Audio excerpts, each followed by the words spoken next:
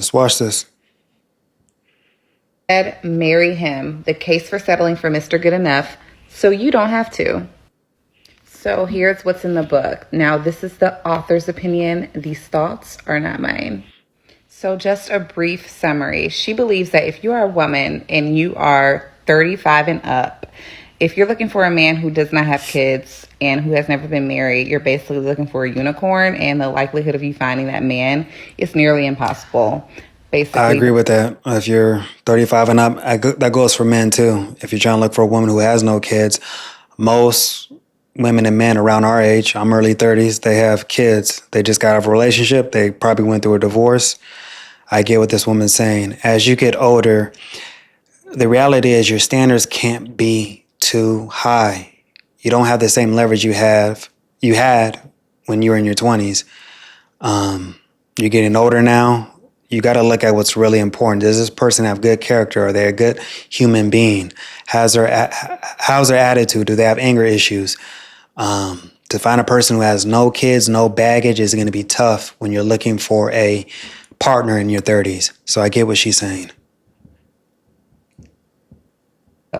older you get, the more sacrifices you're going to have to make because the dating pool shrinks, especially if you're looking for a man with no kids. That man is probably wants kids and he's going to go for someone younger. Second thing she believes is that if you're currently in a relationship and you're about 27, 28, 29, if you're in a relationship and you're thinking about breaking up with your partner because of a reason that's seemingly petty or something that can be worked through, don't do it. Stay in that relationship I because agree with this.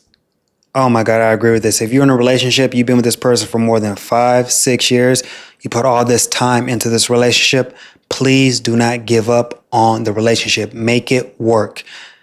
The dating scene is horrible right now. For you to find a good connection, to find a good person is going to be extremely hard. Do not give up on your relationship. If you've been together for a long time, do not give up. Y'all spend all this time together. You guys have all this history together in this relationship. Do not give up on the relationship. Don't think the grass is greener, because it's not. You're going to be sadly mistaken and your feelings are going to get hurt. So if you're in a relationship, please do not give up. If you guys have a good track record, no drama, there's no cheating, no violence, there's no real issues. You may feel bored sometimes, but that's everyday life. Relationships are not going to be exciting 24/7. Relationships are work. So do what you can to make it work. Do not give up too soon. Don't just throw in the towel. Make the relationship work, because the dating scene is horrible right now. There's not that many good options. So according to her, you're not going to be able to find better. And you're going to live to regret that decision. Basically, the theme of this book is that women's expectations are too high. We're often superficial. And all throughout our 20s, we pass up on men who would make good husbands because we're looking for Mr. Perfect. And Mr. Perfect never comes. And then when we enter to our 30s, we don't have as many options, or the options are not as appealing. We're often dealing with men that come with baggage, and we have to make more sacrifices than we would have had to make when we were in our 20s. Now, I'm not going to lie, she kind of ate with that assessment because it's true. However, a lot of the things in the book, I do disagree with the author about. Like, she always assumed that when a relationship ended, it's always the woman's fault and that it's always for a petty reason, which isn't always the case. Like, sometimes the man is trash. Sometimes the relationship needs to end because you genuinely are just not a good match with this person, and it's not for a reason like you don't like the way he dresses. Also, she assumes that every woman who's married is happily married, and if you're single, you're miserable. If you're married, you're happy, which isn't always the case. I would definitely recommend this book to all women who are single, regardless of your age, but definitely women who are in their mid 20s to early 30s. It's definitely a good read. It has some uncomfortable truths, but it offers a new perspective that needs to be heard. It's not necessarily about settling, but it's about being realistic with the options that you do have And it encourages women to stop looking for the next best thing and to sometimes just be satisfied with what is being presented to you. It's more so about focusing on what is important when you're dating and placing more value on the qualities that actually make a good husband and a long-term partner.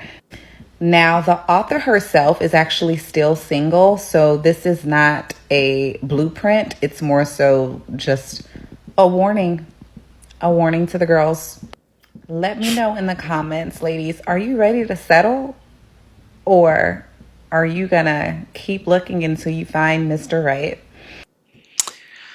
That girl was speaking facts, and I'm glad that, she had her own opinion on the book.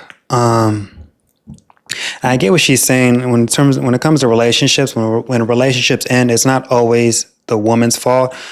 There's two sides to every story. Both people had their own part. They had their part in the relationship ending. It's not just on the woman's fault for ending the relationship. Some guys mess up good things sometimes. But I get what she's saying. When you're dating in your 30s, your standards can't be too high. There's no such thing as a perfect partner. They have to be perfect for you. Women have to they have to get out of this mindset that they're looking for perfection. They're looking for the perfect partner. That's not realistic, And for you to meet a guy who has no kids, who has no baggage, who has no, to meet a person who probably has no debt as well, it's going to be extremely hard, to find a decent partner because the dating pool, there's not that many good options, especially in your 30s. And, I feel like with my generation, we always feel like we can do better. And that's not always the case. The grass is not always greener, And this woman has her own opinion on the book. She gave her little 2 cents about it. But I think from what she was speaking were facts, And I wouldn't even say you're settling. To find a person that you're compatible with, not everyone's going to look like a supermodel. We all have our own flaw. We all have our own flaws. Everyone is not perfect. They just have to be perfect for you. And one of the reasons the dating scene is so horrible is because we all think we can do better. No, it's just when you're looking for a partner, you got to look at, okay, how's this personality? Is he gonna treat me well? Does he have anger issues? What baggage does he have? You got to look at his character. Does he have a good character? Because you're looking at qualities that you would want in a husband, Just because he's not making as much money as you, is that really a big deal? If you're making 6 figures and he's making like 80K, can you work around that? Most women can't. They want to meet a guy who matches their income or more.